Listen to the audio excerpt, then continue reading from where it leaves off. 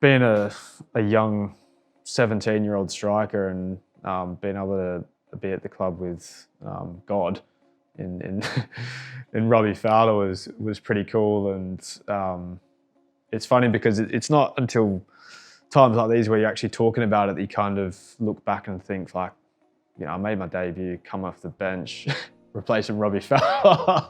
To start my first team professional footballing career, having Robbie Fowler, one of the legends of world football, at Perth Glory was pretty cool.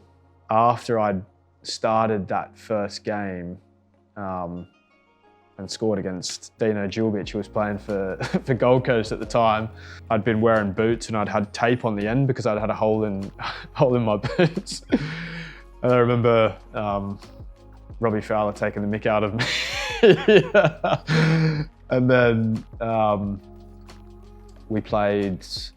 pretty sure we played Newcastle away the next week, and he came into the restaurant that we were eating dinner at the night before a game and just dropped a garbage bag full of, there was 3 pairs of new boots in there, of the boots that I'd been wearing, which as like a 17-year-old kid, it's priceless, That sort of year and a half that I was at Glory was one of my most enjoyable couple of years of my life, really, and still people I'm good mates with now. And again, the memories of us young boys, obviously we had to set up the gear and pack up the gear, and we'd all cram in the back of Brett Lambert's van, driving from the storeroom at the HQ over to the field at McGillivray, and there'd be like 5 of us in the back of the van, just enjoying ourselves before and after training. And especially those years, there was a lot of big characters in the place, and there was always stuff going on around the training ground and stuff like that. So about priceless years and stuff I'll never forget. Towards the end of the year, I was playing up front with Emil Heskey, so I'd kind of getting used to that sort of a partnership. And I think going into the second year, you sort of just, you go away in your off season, you reset, and then you kind of try and bring everything to life that you'd been working on over the past few years. I'd felt more comfortable, and I think just going into that second year, I felt like it was going to be a good year. I had a lot of confidence, my body was feeling good. Pretty sure I didn't score in the first 4 or 5 games, and then the first game that Emil Heskey was fit again, and he's a great guy, and again have fantastic memories of playing with him, but I think if he was fit, I probably wouldn't have been playing maybe. And so his first game back fit, he was on the bench and I was starting. We were playing Adelaide away, and I was probably just about to get taken off. I got put through one-on-one and scored, which probably saved me for my spot next week. Next game we played Brisbane Roar at home in Newcastle, and again, Heskey was, getting a little bit fitter, so my time was sort of running out before the pressure was really on. Scored 2 in that game. The next game was against Melbourne Hard at home and scored a hat-trick in that one. So I thought, okay, I've probably got my spot for a few rounds now.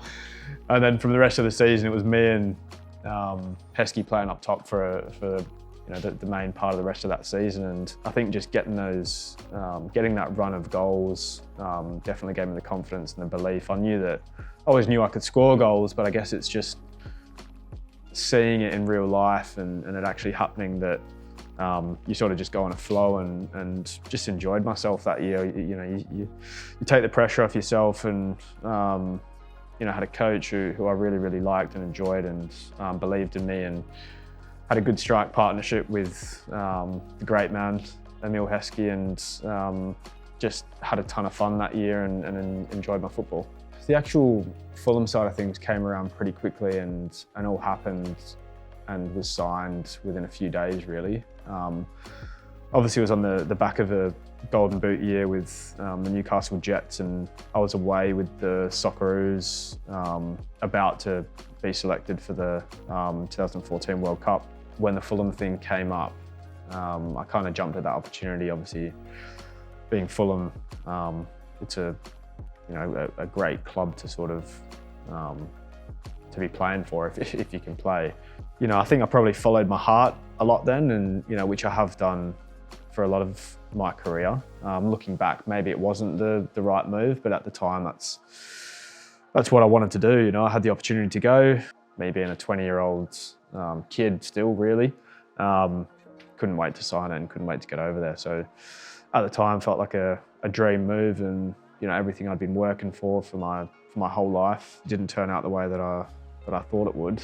You know, a lot of it came down to having a major injury that I just couldn't get on top of. For anyone, when you're a young kid and you sort of have your first injury or big injury, it's so hard to wrap your head around, and you don't have the understanding of your own body. And you know, I think just being a young 20-year-old who's gone to the other side of the world, you know, it's quite, it's a bit daunting with that sort of stuff, where you're, like I said, you're going over there so excited and you think this is sort of the massive step in your career and in your life, to being able to achieve the things that you want to achieve. But I was naive, and you know, my body wasn't right. So at the time, you probably think that you're fine and all that sort of stuff. But looking back, and it's definitely not a nice memory when I think of my time there, because I couldn't get my body right. I wasn't playing football. I was away from my family and friends, and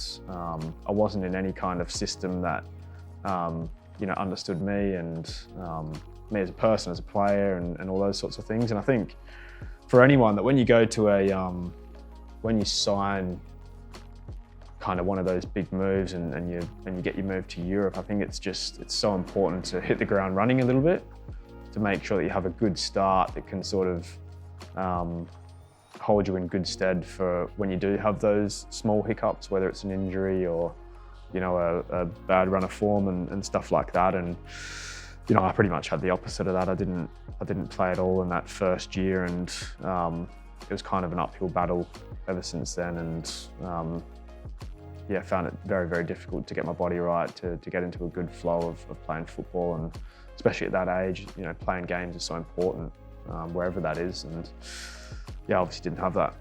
I loved my time in Scotland, and you know, there was great people. I got to play, you know, a few games for Dundee United. You know, but again, I think looking back, I probably still didn't have my body right, and you know, I think I started maybe 2 games, and then the rest came off the bench. And there's some fantastic people there. I love the Scottish banter, and I think with my dad being from Scotland, it was cool to experience that life. And yeah, I got to play against Celtic away, which is a cool experience. And they're kind of things that you always do remember, even though that it didn't turn out the way that, you know, I thought it would be. Couldn't have been happier to come back then. I think it was a difficult one, because obviously I'd gone over there and like I said, I'd had all these issues with injuries and just couldn't seem to get myself right. But you know, coming back, it just felt like the right thing to do. I thought, I know that I love playing for this place. I know Kenny really well. He knows me really well. I knew a lot of the guys in the team.